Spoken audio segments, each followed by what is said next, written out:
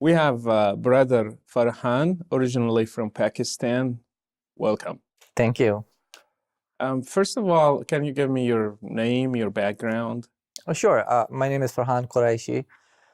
My background is Pakistani. I was born and raised in the state of Maryland to a Pakistani family that practices a particular form of Islam, Which was? which was Ahmadiyya, and they are not considered Muslim by the mainstream Muslim community. And so when I was 17 years old, I left the Ahmadiyya community and I converted to Ahl Sunnah wal Jama'ah, which is the mainstream orthodoxy. Why you left Ahmadiyya? The main reason was I believe that I had spiritual experiences in the masjid, um, as well as the belief that we are to follow, practice, interpret Islam as the first three generations of Muslims understood, practiced, and So interpreted for how Islam. many years you went to an Ahmadiyya mosque and you did the prayers? For how many years? Oh, my whole life up until I was 16 or 17 years old. And so did your parents? Yes. And what was the name of the mosque, the Ahmadi mosque? Beitur Rahman in Silver Spring, Maryland. My grandfather was a missionary, a muballigh or an imam for the Ahmadiyya. He spent 20 years propagating his faith in Africa, Senegal and the Ivory Coast to be specific. And so my family was a very religious family in terms of their Ahmadiyya upbringing. And so when I left Ahmadiyya for Ahl Sunnah wal Jama'ah, which is mainstream Islam or Sunni Islam, it was quite devastating for them to see that. Did they reject you or just like hard times? It was close to rejection in terms of kicking me out. The thing is, I was underage, and so they couldn't legally do it. But it was to the point of certain threats of abandonment, and you're not a part of the family. You're worse than a cockroach. They wouldn't let me go to the Sunni masjid. They would take my keys away, and things of that nature. That was more so in the beginning. Tears, a lot of tears from my parents, which was hard to see. So it was a hard transition from one. So it was painful for all of you. All of us, the whole family, not just our immediate family, but the extended family as well. Why you decided to leave the Ahmadi faith? I mean, since it's considered like a branch of Islam anyway, some people do. At least the Ahmadi consider themselves Muslim, Muslims. Right. So why you went through all that just to stay within Islam? Like, Well, I was attracted to the core culture that Islam was brought up in. The culture of 7th century Arabia.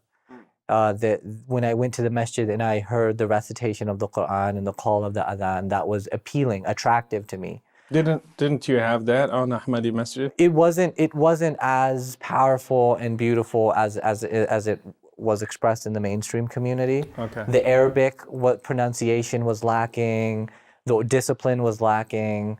You had a very Pakistani culture in the Ahmadiyya community. How many Ahmadis in the United States? Do you have an estimate? About 10,000. 10,000? Yeah. They have mosques. How many mosques do you think? I would say about like a little bit more than a dozen mosques, and mission houses. So they have quite a good presence in United States. I would say they have a decent presence, yeah. And so there were doctrinal issues as well that made you make your transition from one branch to another. Well, Ahmadiyya, they believe that Mirza Ghulam Ahmad was the Masih Maud, which means promised Messiah. Believe that he was the Imam Mahdi, that he was the second coming of Jesus. So these were theological issues that I started to disagree with. I started to believe that the Quran and the Hadith teach that Prophet Muhammad ibn Abdullah was the last and final messenger. The ayah in the Quran is Khatam al-Nabiyyin. Right. And so based on these doctrinal issues, I gravitated towards Ahl Sunnah wal Jama'ah. Yeah. So, okay, at 17 you became Salafi, let's say. And then what happened? Did you become more radical, more like deep? You went deep into Islam. You started like doing the rituals according to the Salafi movement and your appearances as well. Can you tell me a little bit about it? Oh, sure. I definitely started to dress different. The garb was more Middle Eastern. The thobe, the kufi, the beard was, which is not as prevalent in the Ahmadiyya community. Very very westernized. Some people wear shalwar kameez, which is cultural to Pakistan. But I started to dress more Middle Eastern. I started to grow the beard. Um, uh, my ideas were becoming more radical. I believe that there should be that Sharia should be implemented, and strict rules and laws should be implemented over humanity. And so my theology was more radical than it was before. How much dominant Salafi movement between Muslims in the United States? I would say that they have a more dominant presence than any other school of thought. Whether it's the Hanafi, Shafi'i, Maliki, Sufi, or whatever else that's out there, the Salafi community is a very strong community, and it attracts a lot of people. Did you see many conversions of Americans coming through to Ahmadiyya or to the Salafi movement? I saw more American converts to the Salafi movement, definitely. Did you see any convert to Ahmadiyya? Yes. Americans. Yes. Yes. And why you think the Americans are attracted to Ahmadiyya or to the Salafi movement? Can you give me like some reasons of depending on your experiences? Well, I think the same reason when I went into the Sunni masjid, you hear this recitation of the Quran, you hear the adhan. In psychology, this is called what's known as the peripheral route to persuasion, which means that these incidental cues, a powerful sermon, a beauty from cultural aspects, that is appealing to certain people, especially when they've never heard or seen anything like it before. And so when you go in the presence of that, it brings about an interest, a mystique, if you will, something mystical about it. And that's what begins the process of, okay, let me look more into this. And I think that that's what it is. It's a cultural, people are interested in the cultural aspects of Islam, and they become attracted to it. And I think that's what it was partly for me, and it is for these individuals who are coming to the mosque for the first time and hearing something like the call to prayer. So when you became a Salafi, did you study more of Islam? Did you like study the Quran more, the Hadith, the Seerah? What did you do during these years? Oh, absolutely. When I became Salafi, I definitely started to learn more. And my primary goal and my primary studies were focused on inviting followers of the Ahmadiyya community to Ahl Sunnah wal Jama'ah, because the Muslims consider the Ahmadis as non-Muslim. They consider them as kafir, as infidel. And so it was my goal to bring these people who I felt were being brainwashed by a cult, the Ahmadiyya community, and bring them back to what I now saw as a true Islam. Correct them, like bring them to the right Islam. Dawah. It's dawah, invitation, inviting them to the true Islam, because from my perspective, they were not Muslim. Right. Did you succeed in bringing some of them? I did a lot of debating, and I met people who left Ahmadiyya for Ahl Sunnah wal Jama'ah, and people reached out to me saying that, thank you for standing up. So I did witness. Usually it was through online conversations of people saying that, thank you for standing up. It's encouraged me to think otherwise now. Did you receive anything from the Ahmadi people, like any threats, any insults, anything like that? Not so much threats. They're a very peaceful community, the Ahmadiyya community is. So not so much threats, but in terms of boycotting me, not allowing me to go to the masjid because they thought that I might be trying to influence them in some way or another. That type of stuff definitely went on. How did you start questioning the Salafi movement? What sparkled that? It was a combination of two things. I started debating Christians in 2006, which happened because an Ahmadi friend of mine named Nabil had converted to Christianity. He was baptized. And I wanted to confront him on why he converted. And so that's when I started to debate Christians in 2006.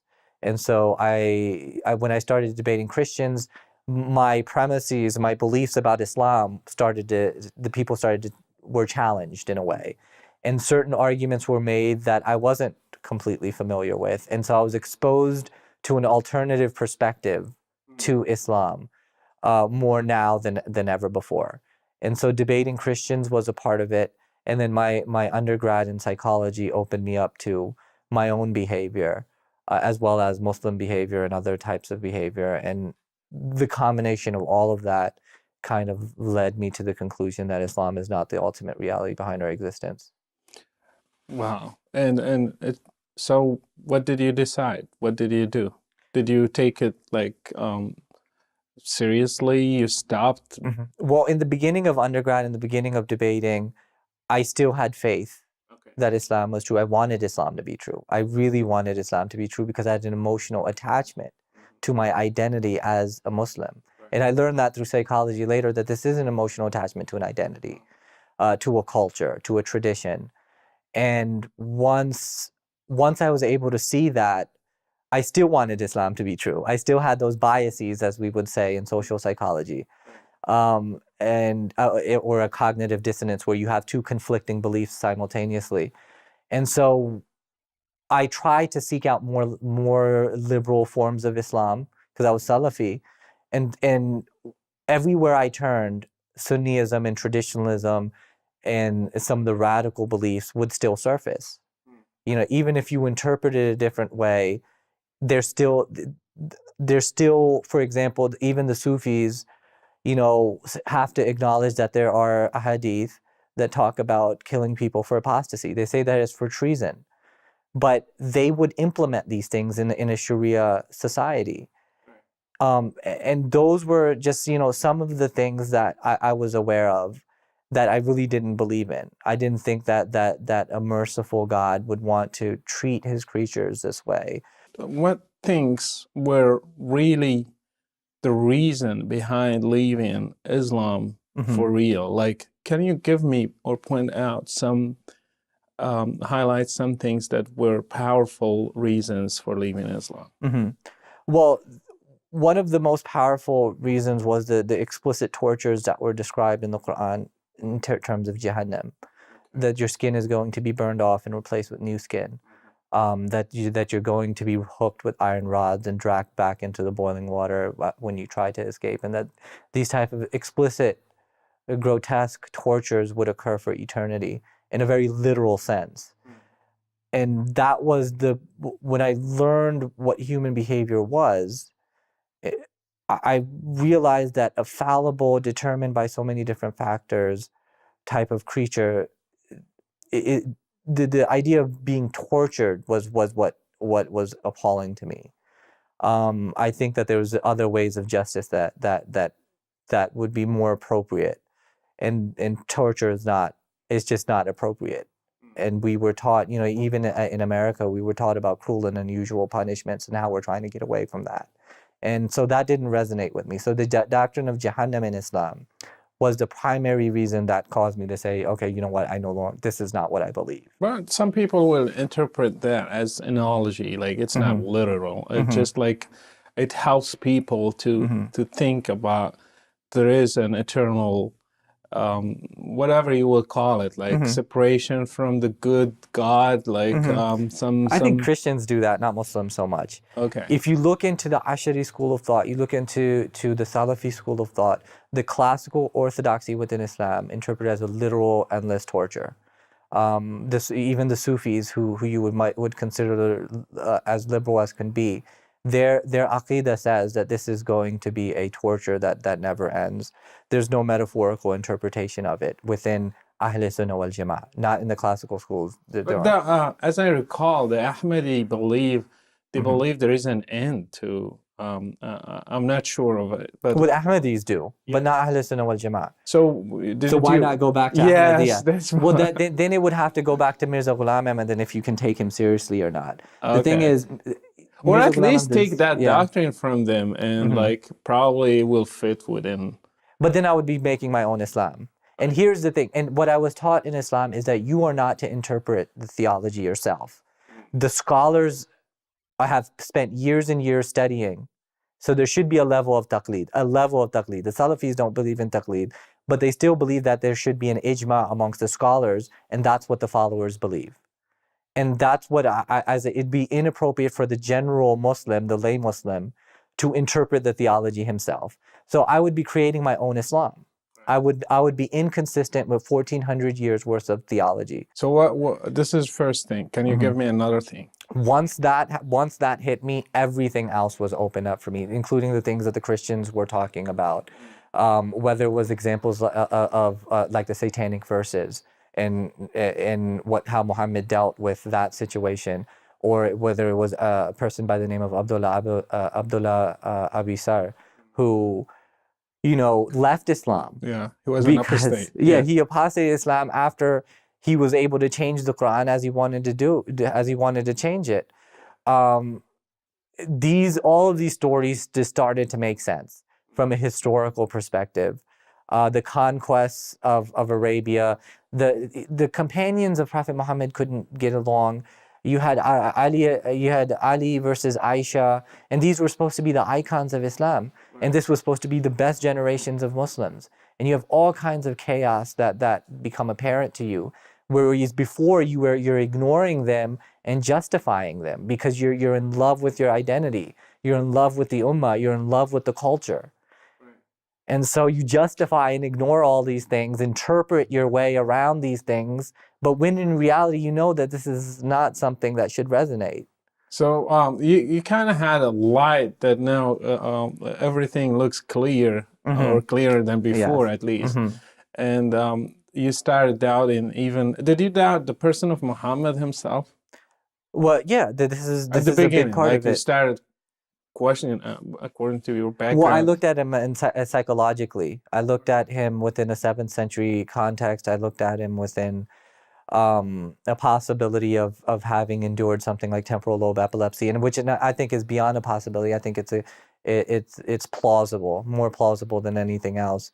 And so when I started to think about those factors, among many other factors, I think that he had influences like Waraqa bin Nawfal, among others, within history. The personhood of Muhammad started to make more sense to me too. So you left Islam? Yes, I'm done with Islam. And did you tell people? Did you tell your family and your friends and like your colleagues in the mosque and everything? Yeah, I told them. What was the reaction? It was, some of it was shock. Some of it was pain, a lot of pain. One of my best Muslim friends, I won't mention his name, deeply hurt by it. And because we did dawah together and we practiced together and we learned things together, and there was an emotional bond there. There was an emotional friendship there. And so those friendships are a little bit different now. You know what I mean? There are some relationships that no longer exist as a result of my apostasy. How did your family take it? Like, it's one thing to go from one branch of Islam to another, yeah. and then living it for real. That's at least they had hope. Like when you're still like Salafi, you still believe in Muhammad and the Quran, the prayers and everything. You're just like, you have few differences, but now it's completely another. Well, the two communities, the Ahmadi community and the Ahl Sunnah wal Jama'ah, don't get along. The Ahmadis are very much persecuted. So when I left Ahmadiyya for Ahl Sunnah, I left to the group that persecuted and kills Ahmadis in countries like Pakistan and Bangladesh. So I basically joined the enemy according to them. And so that was far more devastating, believe it or not, for them, for me to leave Ahmadiyya than it was. This is news for me. Than it was for me to leave Islam. Now, granted, my parents in that community, they say they absolutely love Muhammad and stuff like that. But I think that their attitudes are a lot different than most mainstream types of Muslims. So when I left Islam from them, a lot of them were like, "I told you so," in the sense that once you leave Ahmadiyya, you're bound to leave Islam because Islam is too radical. And so that's what they was like, it was an "I told you so" moment for them. Yeah, you should have stayed. Yeah, I should have stayed. I was brainwashed, and now I don't know what to do. I'm confused. But it was a liberation for me to leave Islam and its theological expectations in a lot of different ways. Why? There's a lot of different reasons.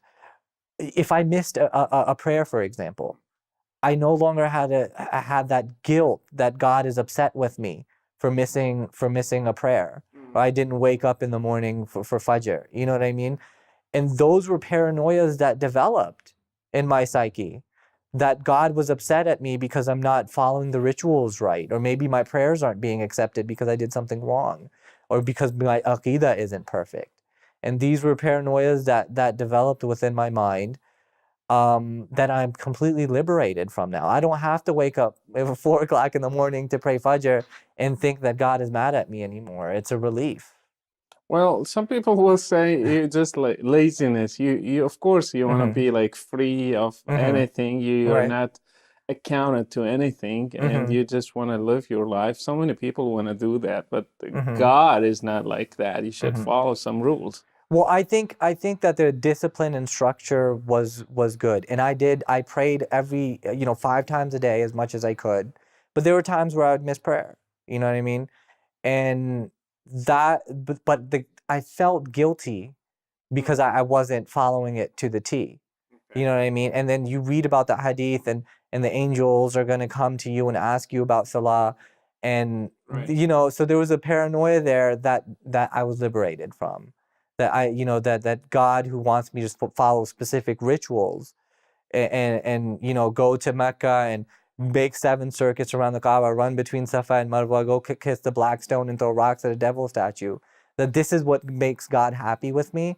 I no longer have to believe these things, and it's a liberation. Why you didn't see this before? This is a question. You're a smart person. You have a good education.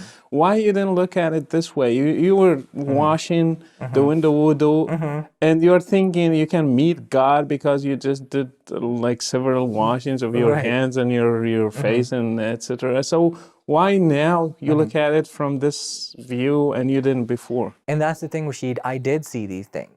And my contention is that Muslims see these things too, as clear as day. They have an emotional attachment to their identity as a Muslim, and that emotional attachment is deep. That's why we have to approach them with love, so they can see what they already know. They see it too. I saw it too, but I would justify it. I would justify it and interpret my way to make Islam compatible with my reality. If I saw something like people thinking that rituals is how God is pleased with you, seeing that's just one example, especially in a foreign language, Fusa Arabi. I don't speak Fusa Arabi. Why should I have to speak to God in Fusa Arabi? That was another thing that I saw clear as day. And it didn't resonate with my being. It didn't make logical sense to me.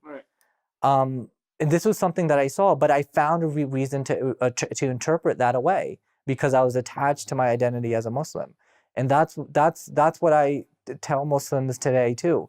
You're in love with a culture that's beautiful, but in so many other ways it's detrimental to humanity.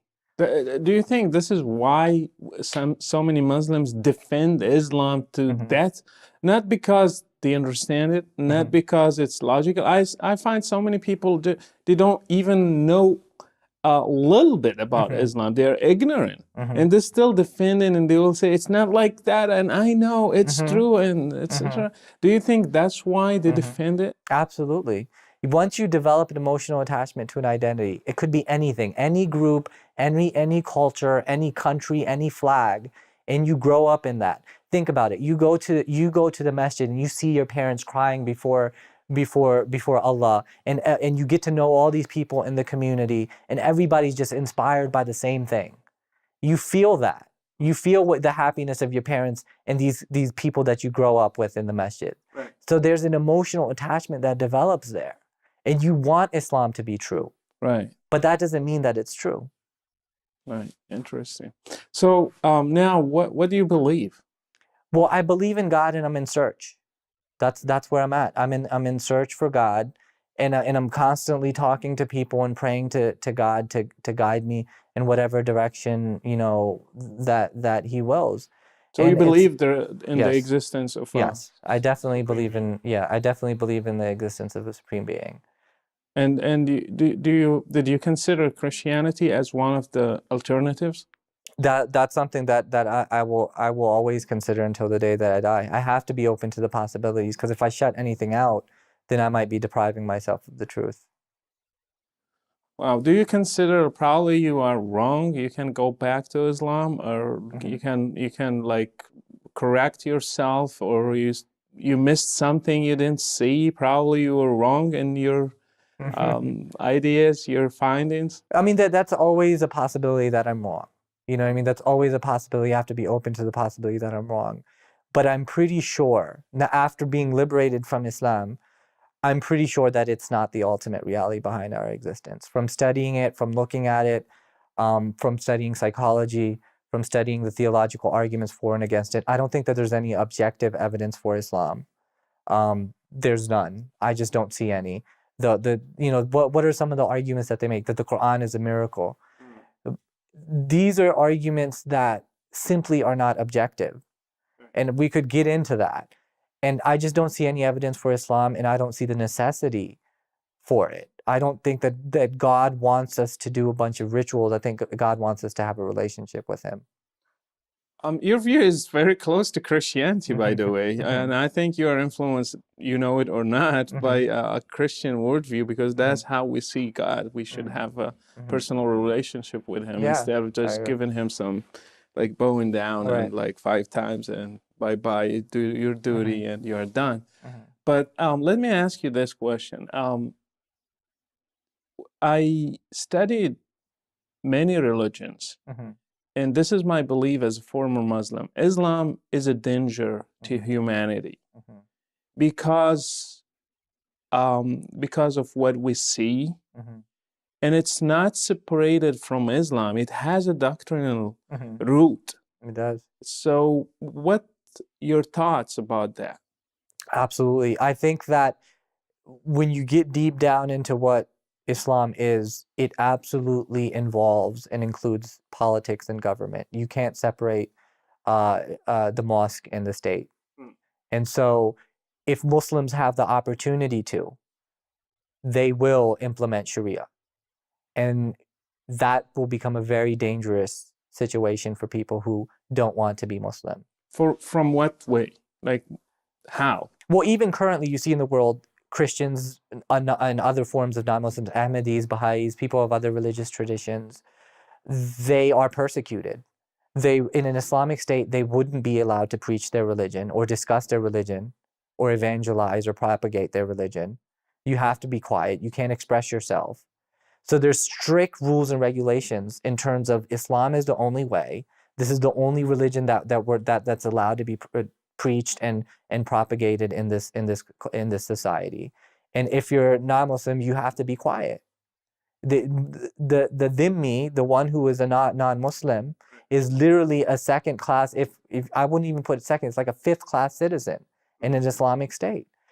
The liberties and the freedoms that we enjoy in this country, you can disagree with any foreign policies or domestic policies you want with the United States of America. You can even talk about some of the mistakes that we've made as a country. But the liberties and the freedoms that we enjoy in the United States that allow us to express ourselves would not be there in an Islamic state. I don't care how liberal your theology is. Hands down, the Sharia does not allow it. That's how it would be, and that's a danger. And how about women? And you talked about minorities. How about freedom of speech and women? I mean, that would absolutely be another major issue. I think with the Salafis, easily, with the organization at Hizb ut-Tahrir that wants to implement Sharia and create a global caliphate, definitely women would be treated as inferior. You wouldn't be allowed to go out in the streets except with a guardian.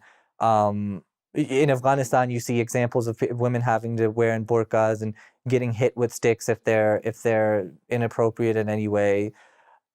So you see 2 radical schools of thought within Islam, and they would have to battle it out between themselves over what version of Sharia would get implemented. But I think regardless of what version is implemented, women would be a lot more limited in the roles that they could play in society. Do you think Americans should be aware of this danger, or should they just like accept Islam as one of the religions that exist here in this country? Now, I don't believe in multiculturalism. I think that there are better ways to handle policies. There's ways to be humane, and there's ways to be inhumane. And in Islamic society, that there's a lot of inhumane actions that go on, and people should be aware of how people are being persecuted and treated in the world. And we should work on making this world a better place. Should we stop Islam from spreading in the United States? I think that should be a goal that we should have. Will not that be like, I mean, against freedom of religion? No, they can believe whatever they want. I think that we need to approach Islam intellectually. We need to tell them how Islam is dangerous and why Islam is wrong. Those are two important topics that we need to tackle with Muslims. And I think that if we tackle how Islam is dangerous and why Islam is wrong intellectually, then we can reach the hearts and minds of Muslims. I discussed this issue with Americans, and they believe it's not a priority. Do you agree?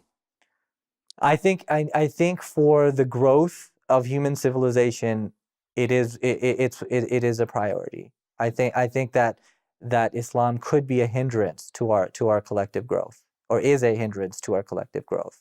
How? Because the longer Muslims are trying to convert and propagate and establish an Islamic state as they want to establish an Islamic state, the harder it's going to be for us to grow. Not only are we going to be stagnant, but we're actually going to go backwards. And there are certain Islamic organizations that want to turn the world into 7th century Arabia. That's not growing. That's going backwards. Whipping people for adultery is not what we need to regress to. We understand human behavior. We need to grow in terms of what we know today, in terms of science, in terms of the philosophical implications of what we know. We need to take those things into consideration and grow from that point and not go backwards into a 7th century worldview. Do you have hope that people like you will leave Islam and will try to change what's happening, like you, me, and many others? Do you have hope from this view? I do. In the 90s, Islam was the fastest growing religion in the world. That's what they would say. Islam is the fastest growing religion in the world. I think more people today are leaving Islam than ever before in history. More people are leaving Islam in the Middle East, in Pakistan, and in America than ever before in history. I meet people all the time on the campuses and in the communities who say, "Oh, I don't practice Islam. I'm not Muslim. I'm just American," or "I'm Christian now," or something along those lines. Growing up, I didn't see that. Why you think this is happening? I think people are becoming more educated. I think people are getting more exposed to truths that they were not exposed to before. The internet is huge in terms of spreading information. People have more easier access to the sources themselves and are educating themselves on why and how Islam is dangerous and not true. And that knowledge is being spread in Iran, in Pakistan, in Saudi Arabia, and you have people who might not be confident, but they're leaving Islam, and they're doing it in big numbers. And so I definitely have hope that this is going to continue. So if a Muslim is watching right now, and I see so many Muslims are open-minded, they're not really, they're still Muslims, but they are open-minded. What a message can you give them in this interview? If they're truly open-minded, think about what if Islam is not the ultimate reality. What if it's not? Just if you're really open-minded, open your mind to that possibility. What does the world look like? What if God doesn't want to implement these Sharia laws? What if God isn't upset at you because you're not following a set of rituals day in and day out? What if there's an alternative way? Think about that possibility. Open your mind out, and not just your mind, open your heart and your being out to that possibility. What does life look like now? That would be the message. Another message for Americans who are attracted to the culture aspect, and then they like it, and they like rules, discipline, go to the mosque, like, and do you have any advice to them?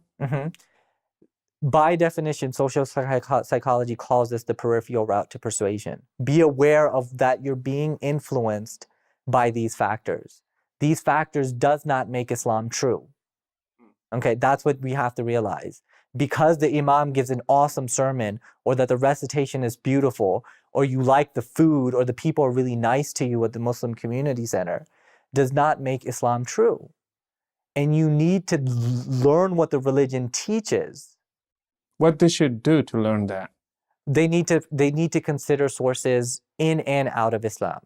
Consider what the scholarly individuals are saying about what the religion teaches. Learn the controversies. Learn what the arguments are. What objective evidence is there for Islam? And I mean, that's where it begins, is educating yourself rather than going according to your emotions, because we know that that going completely according to emotions is a logical fallacy in of itself. Thank you, Brother Farhan. All right, thank you so much, Rashid. Thank you. Appreciate it. Appreciate it too.